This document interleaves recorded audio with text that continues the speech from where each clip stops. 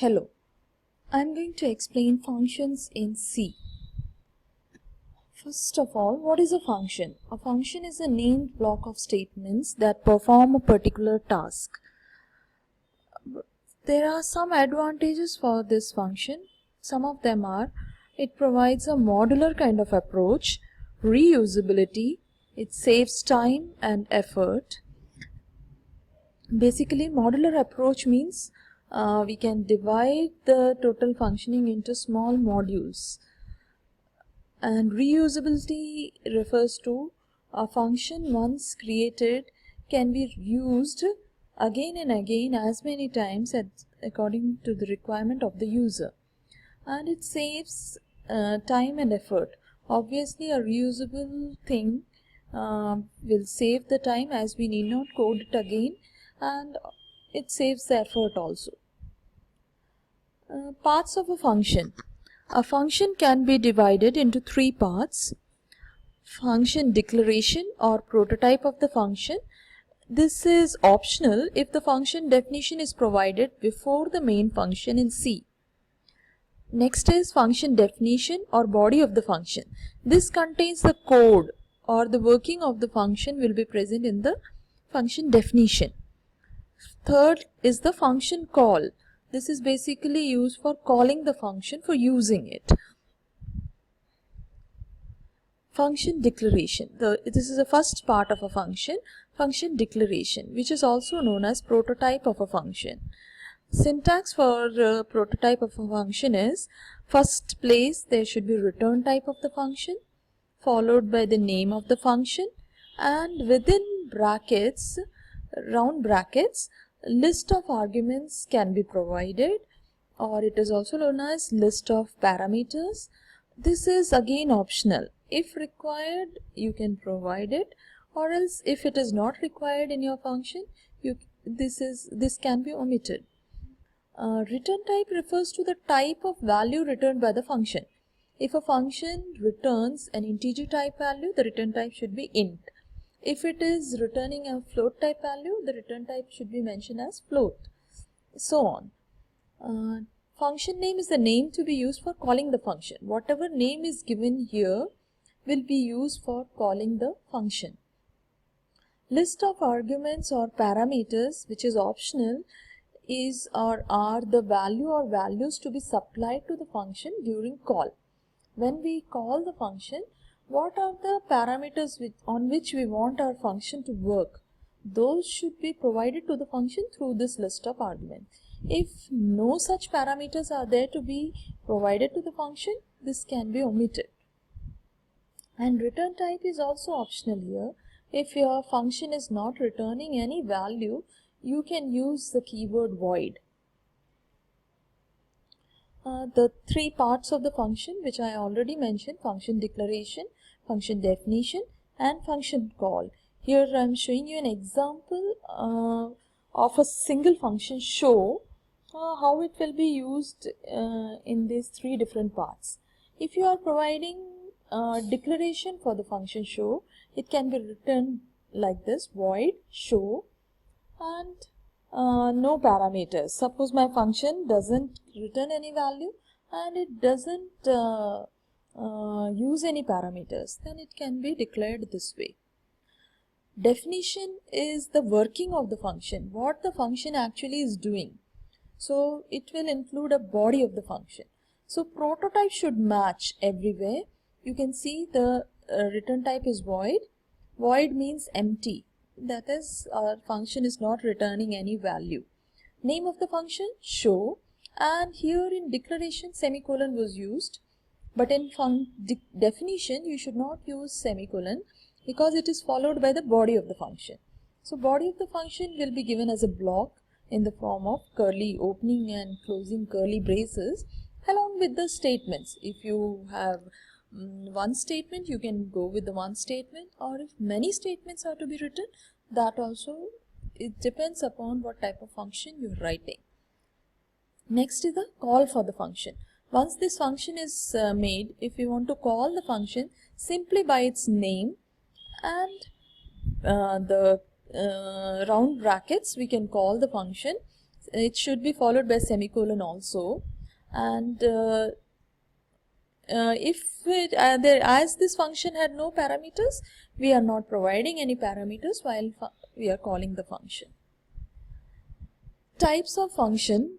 There can be two types of functions: user-defined function and built-in function, based on whether a user is defining it or it is already available in the language to be used by the user. So here are some examples of user-defined and built-in functions. Main is always a user-defined function, as a user writes the functioning in a main. The main function is always written by a user. So it will be called as a user-defined function, because a user will be defining what the function should do, what the function will contain.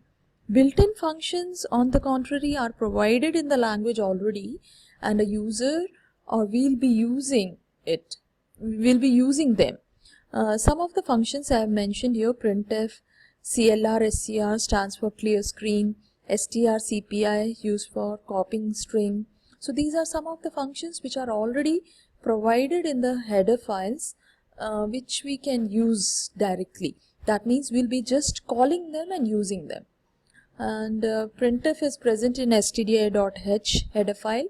Clear screen will be provided in conio.h, and strcpy will be in string.h header files.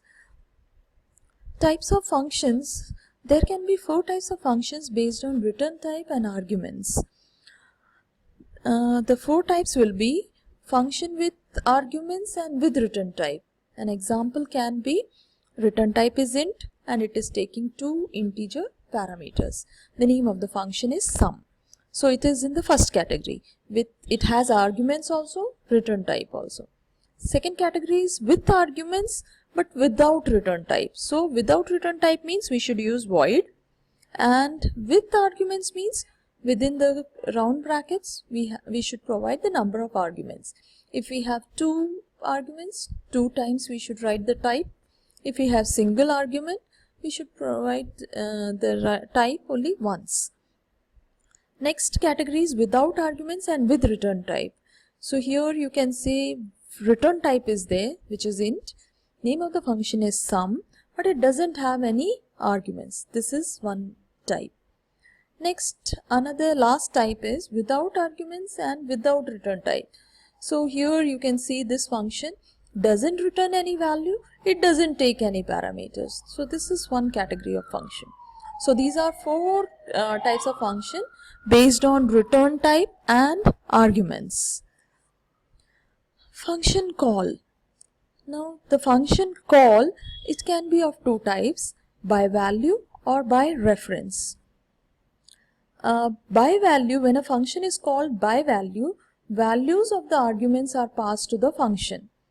So here you can see how if 2 variables we are passing, then the names of the variables will be written, and when the function is called, to the body of the function only values of these variables will be passed.